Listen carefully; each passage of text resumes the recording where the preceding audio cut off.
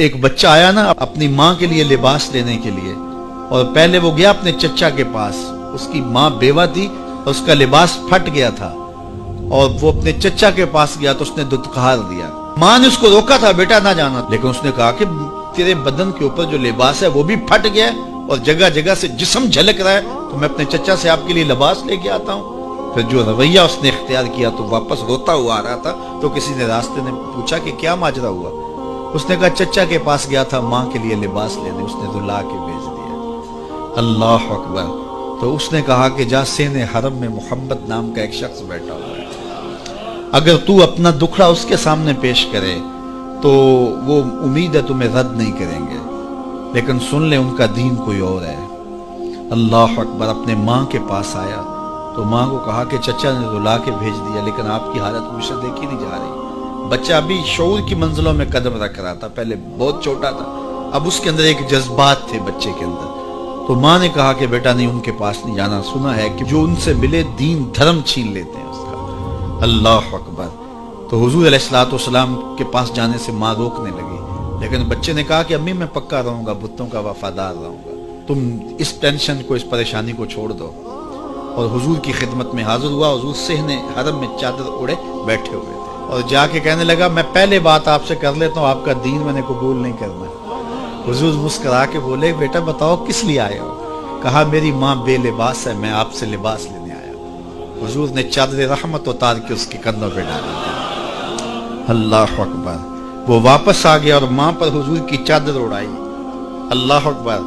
اور ماں نے کہا کہ بیٹے اس نے اپنا دین تو نہیں تجھے دیا؟ کہا نہ، میں نے پہلے کہہ دیا تھا تیرے دین نہیں مانوں گا۔ ماں کہنے لگی پتر اس کا دین ماننا چاہیے، یہ جس نے رحمت کی چادر ہمارے سر پہ ڈال دی۔ اللہ اکبر۔ تیری تک کے ادامہ میں مرید ہو گئے۔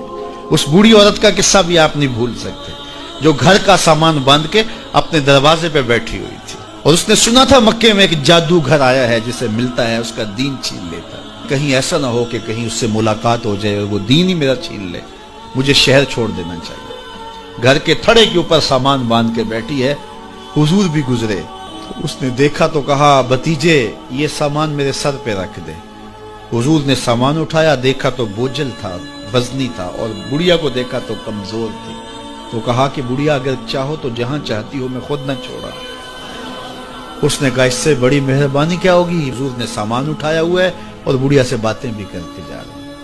تو بڑھیا کو کہا کیوں جا رہی ہے؟ اس نے کہا کہ سنا ہے یہاں ایک جادوگر ہے جو لوگوں کا دھرم لوٹ لیتا ہے، لوگوں کا دین لوٹ لیتا ہے۔ میں نے ساری زندگی بتوں سے وفا کی، میرے آباء و اجداد نے بتوں سے وفا کی ہے، میں چاہتی ہوں دین اجداد ہاتھ سے چھوٹ نہ جائے، آخر اس شہر میں رہتی ہوں کہیں مل نہ جائے۔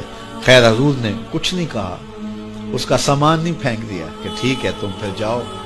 سامان اس کا اٹھایا اور جہاں تک اس نے جانا تھا سامان پہنچایا، سامان سپرد کر کے واپس پلٹنے لگے۔ تو اس نے کہا بچے اپنا نام تو بتا دے، لوگ کہیں گے کہ مکہ چھوڑ آئی ہو تو بتاؤں گی ایک جادوگر کے دکھ سے چھوڑ آئی ہوں، تو وہ کتنا برا بھلا کہیں گے شہر مکہ کو کہ جس مکہ سے لوگ نقل مکانی کرنے پہ مجبور ہو گئے، تو میں انہیں یہ بھی بتاؤں گی کہ جس مکے میں جادوگر رہتا ہے اتنا اچھا نوجوان بھی رہتا ہے، تو تیرا نام لیا کروں گی، تیرے قصیدے پڑھا کروں گی۔ تو حضور علیہ السلام مسکرا پڑے، کہا بڑھیا جس جادوگر سے بھاگ کے آئی ہے وہ تیرے سامنے کھڑا ہے۔ اس نے کہا سچ سے آپ ہی محمد ہیں؟ حضور نے فرمایا نام میرا یہی ہے۔ تو اس نے کہا پھر آپ کا جادو میرے پہ چل گیا ہے۔ اللہ اکبر۔ تیری تک کے ادامہ میں مرید ہو گئے، لوگوں کی خدمت کریں، بوڑھوں کے کام آئیں، دکھیوں کے کام آئیں، مصیبت زدہ کے کام آئیں۔ حضور یتیم ہو کے یتیم پرور تھے، لاچاروں کی مدد کرتے، لوگوں کے گھروں میں پانی بھر کے دے دیتے، اور دکھیوں کے کام آ جاتے اور مصیبت زدوں کے کام آ جاتے۔ تو حضور سے پیار کرنے والوں، امت میں آپس میں حسد نہ پھیلاؤ، بغض نہ کرو، نفرتوں کے پہاڑ کھڑے نہ کرو، ایک دوسرے سے پیار کرو، جڑو، امت وحدہ بنے، اور اپنے ماحول کو، اپنی معاشرت کو ایک خوبصورت معاشرت کا رنگ دو، اور اپنی زندگی کو حضور کے نام کر دو۔